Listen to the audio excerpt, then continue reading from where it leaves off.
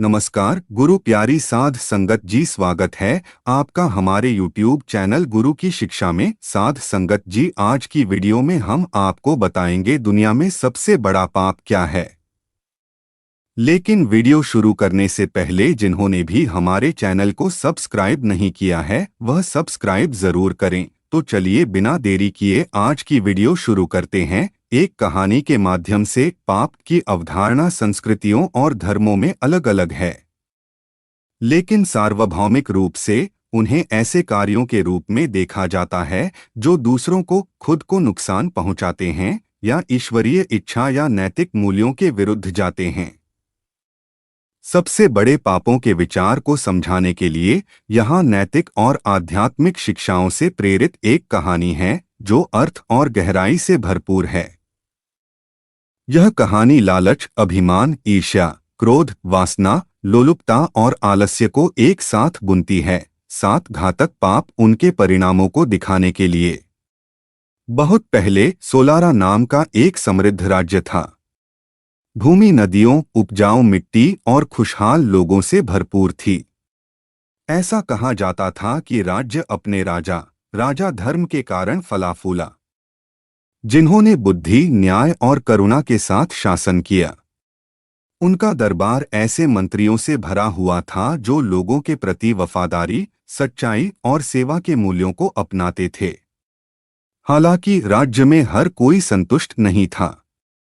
महल की भव्य दीवारों के बीच छिपे हुए 7 दरबारी थे, भरोसेमंद सलाहकार जो गुप्त रूप से गहरी महत्वाकांक्षाओं को पोषित करते थे।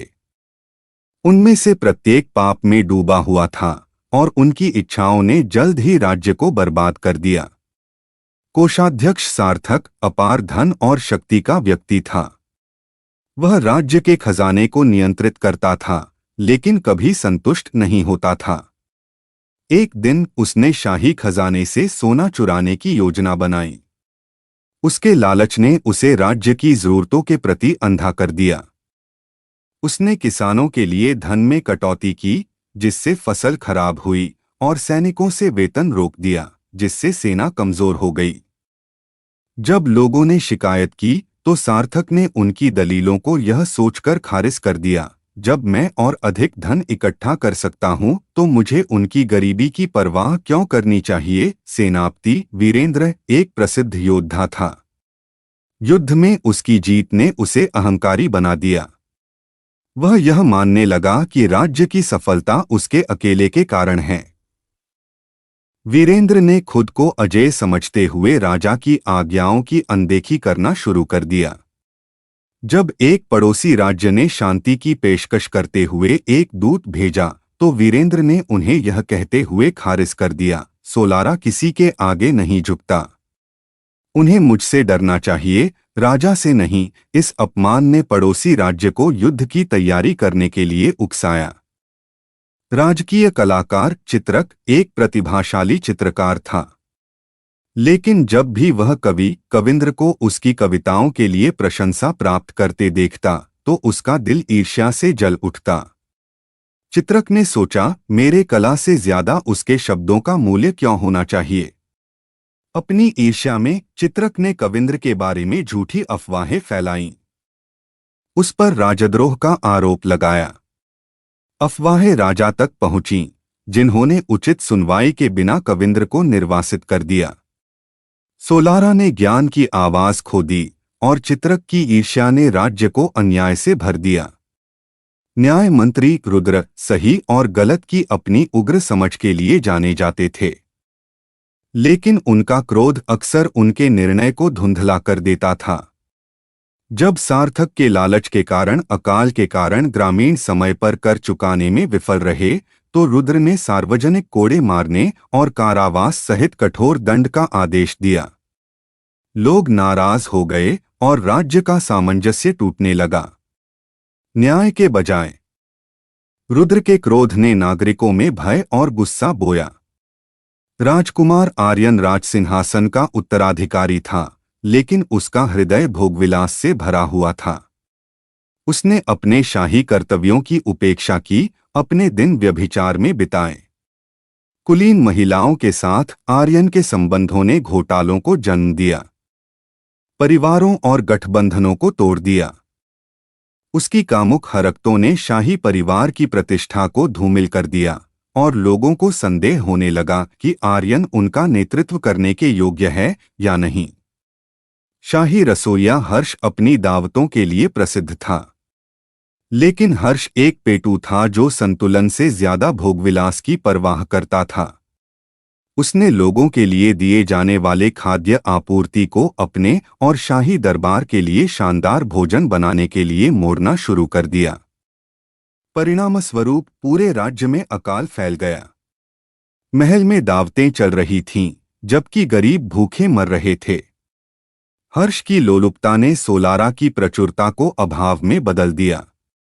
मुख्य सलाहकार मोहन बहुत ज्ञानी व्यक्ति था, लेकिन आलस्य से ग्रस्त था। वह मुश्किल फैसलों से बचता था, जिम्मेदारी से ज्यादा आराम को तरजीह देता था। जब दूसरों के पापों के कारण राज्य का पतन होने लगा, तो मोहन राजा को सुधारात्मक उपाय करने की सलाह दे सकता था। इसके बजाय उसने अपने कर्तव्य से मुंह मोड़ लिया, यह सोचकर कि मैं खुद को क्यों परेशान करूं, राजा इसका हल निकाल लेंगे। उसकी निष्क्रियता ने समस्याओं को और भी बदतर बना दिया और जल्द ही राज्य पतन के कगार पर पहुंच गया। राजा धर्म अपने दरबार में विश्वासघात की गहराई से अनजान अपने लोगों को पीड़ित देखकर दुखी हो गया। एक रात उसने एक सपना देखा जिसमें एक बुद्धिमान ऋषि प्रकट हुआ और बोला, तुम्हारा राज्य 7 पापों से ग्रस्त है, जिनमें से प्रत्येक तुम्हारे सबसे करीबी लोगों के दिलों से पैदा हुआ है। लालच ने धन चुराया है, अभिमान ने युद्ध को आमंत्रित किया है, ईर्ष्या ने झूठ फैलाया है, क्रोध ने विश्वास को नष्ट कर दिया है, वासना ने अपमान लाया है, लोलुपता ने अकाल पैदा किया है और आलस्य ने यह सब बढ़ने दिया है। ऋषि ने आगे कहा, केवल पश्चाताप और सद्गुणों की ओर लौटना ही तुम्हारे राज्य को बचा सकता है। तुम्हें इन पापों और उनके अपराधियों का सामना करना होगा। अगले दिन राजा धर्म ने अपने दरबारियों को बुलाया और उनसे भिड़ गए। उनमें से प्रत्येक ने अपने कार्यों को सही ठहराने की कोशिश की। सार्थक ने दावा किया कि वह भविष्य के लिए धन सुरक्षित कर रहा था। वीरेंद्र ने तर्क दिया कि दुश्मनों में डर पैदा करने के लिए उसका अभिमान आवश्यक था। चित्रक ने अपनी ईर्ष्या से इनकार किया और कविंद्र के निर्वासन के लिए दूसरों को दोषी ठहराया। रुद्र ने जोर देकर कहा कि उसका क्रोध शक्ति का संकेत था। आर्यन ने अपनी वासना को हानिरहित आनंद के रूप में खारिज कर दिया। हर्ष ने अपनी लोलुपता पर हंसते हुए कहा कि लोग जरूरत से ज्यादा प्रतिक्रिया कर रहे थे। मोहन खुद का बचाव करने में बहुत आलसी था, उसने केवल कंधे उचका दिए। राजा को एहसास हुआ कि उनमें से कोई भी बदलने को तैयार नहीं था। उनके पापों ने उन्हें पूरी तरह से खा लिया था। राजा धर्म द्वारा व्यवस्था बहाल करने के प्रयासों के बावजूद क्षति अपरिवर्तनीय थी। पड़ोसी राज्य ने हमला किया, आसानी से सोलारा की कमजोर सेना को हरा दिया। अकाल और भी बदतर हो गया, जिससे दंगे भड़क उठे। लोगों में अविश्वास फैल गया, जो सिंहासन के खिलाफ विद्रोह करने लगे। सोलारा, जो कभी समृद्धि का प्रतीक था, एक उजाड़ भूमि बन गया।